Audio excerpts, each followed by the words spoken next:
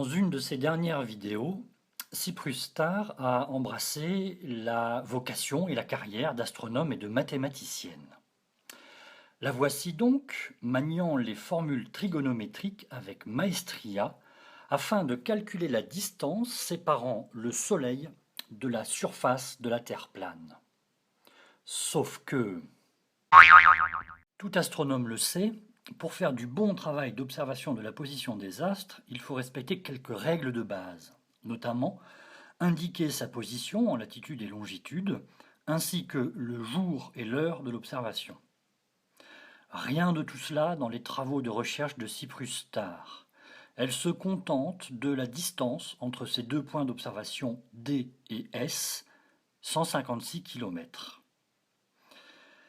Avec cette seule donnée, aucun astronome, fût-il le prix Nobel, ne pourrait aller plus loin.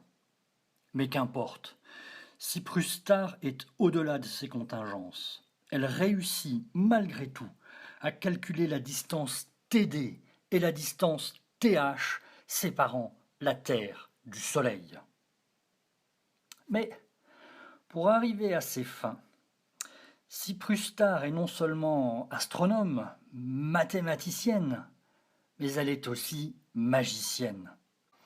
En effet, dans le cours de ses équations, elle sort comme un lapin de son chapeau le rapport entre les tangentes des angles εd et εs, 0,9032. Mais si Cyprus Star connaît ce rapport, c'est qu'elle connaît les deux angles εd et εs. Dès lors, il lui était inutile d'en passer par toute cette soupasse mathématique indigeste. Avec εd et εs, elle connaissait automatiquement les angles alpha, bêta et gamma. Et avec la distance ds connue, 156 km, la simple application de la loi des sinus lui permettait de connaître la distance dh et sh. Puis, dans le triangle HTS, elle connaissait la distance th entre la Terre et le Soleil. Et là, Cyprus Star devait s'exclamer « Mon Dieu, mais le modèle de la Terre plate est faux !» Mais non, emporté par son élan créatif et scientifique, Cyprus Star part en vrille définitivement. La voilà qui calcule le diamètre du Soleil en se basant sur le cercle de rayons DH dans cette magnifique formule qui n'est pas fausse, mais qui est absurde.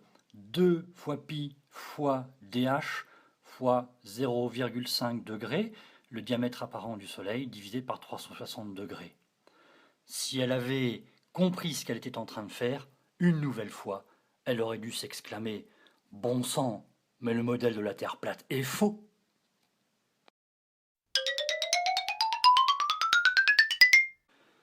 Pour quelle raison Cyprus Star doit-elle conclure que le modèle de la Terre plate est faux? Mais parce que c'est la réalité qui le lui commande. Reprenons le problème. Tout d'abord, il nous faut un lieu et une date. Bon, fixons la date du 21 mars 2017, le jour de l'équinoxe de printemps. En effet, le 21 mars, le Soleil est pile à l'aplomb de l'équateur vers 12 heures. Le point T est donc à l'équateur dans cette hypothèse. Le point S, nous savons qu'il est à 1454 km de l'équateur. Il est donc à la latitude de 13 degrés et 6 minutes nord. En effet, Cyprus Star nous a rappelé que 1 degré de latitude vaut 111 km. Bon, c'est sur un globe, mais admettons que cela soit aussi valable sur la Terre plate. Quant au point D, à 1610 km de l'équateur, il est donc à la latitude de 14 degrés et 30 minutes nord. Ouvrons maintenant un éphéméride astronomique. Ces tables d'observation, dressées pendant des dizaines et des dizaines d'années par des astronomes méticuleux dans tous les observatoires du monde, nous disent qu'au point S, le 21 mars 2017, le Soleil est à 76 degrés et 22 minutes au-dessus de l'horizon, lorsqu'il passe au méridien, donc vers midi. Tandis qu'il est à 74 degrés et 58 minutes pour le point D, le même jour, à la même heure. Maintenant, nous pouvons reporter ces données sur le modèle de la Terre plate. Et là, il y a un véritable problème. Le Soleil n'est pas situé au point H à 6000 km au-dessus de l'équateur, mais en reprenant les hypothèses de Cyprus-Starr et l'hypothèse d'une Terre plate, à 6400 km d'altitude, et son diamètre réel n'est pas de 54 km, mais il est plus petit, d'environ 350 mètres. Bon, d'accord, ça n'est pas bien grave. 400 km sur 6000 km, 340 mètres sur 54 km de diamètre, il y a peut-être eu des approximations, des petites erreurs, ça n'est pas bien grave. Alors, allons voir plus loin. Allons voir les tables d'observation des passages du Soleil au méridien le 21 mars 2017, dressées d'après les observations des astronomes.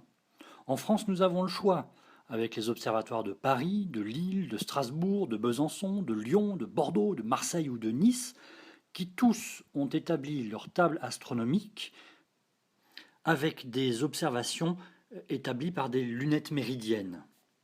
Prenons par exemple l'observatoire de Marseille.